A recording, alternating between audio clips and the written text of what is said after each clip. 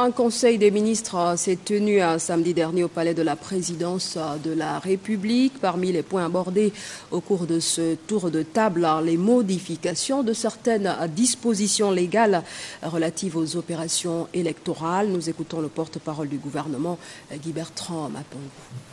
Dès la réception du procès verbal des opérations électorales d'un bureau de vote, le président et les deux vice-présidents de la commission départementale électorale, de la commission communale électorale ou de la commission électorale d'arrondissement, selon les cas, procèdent toute affaire cessante à l'affichage public de l'un des exemplaires du procès verbal du bureau de vote concerné devant son président, ses présidents et, si possible, ses assesseurs.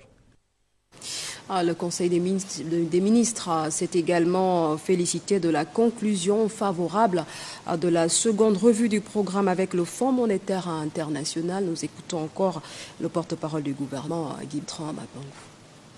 Cette appréciation positive résulte de l'implication du gouvernement et des plus hautes autorités gabonaises, en tête desquelles le président de la République, chef de l'État, son Excellence Ali Bongo Ondimba, et aussi de la mise en œuvre de différentes actions convenues dans le cadre du programme.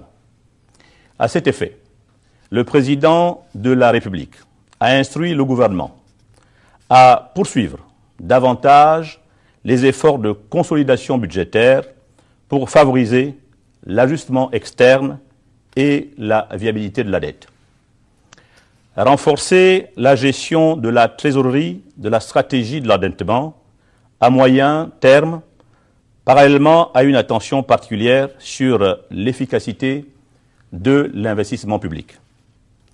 Maintenir les actions des réformes des administrations fiscales et douanières, poursuivre les actions visant à améliorer le climat des affaires, renforcer le dialogue public-privé et attirer de nouveaux investisseurs dans le secteur porteur tel que l'agro-industrie et l'industrie minière.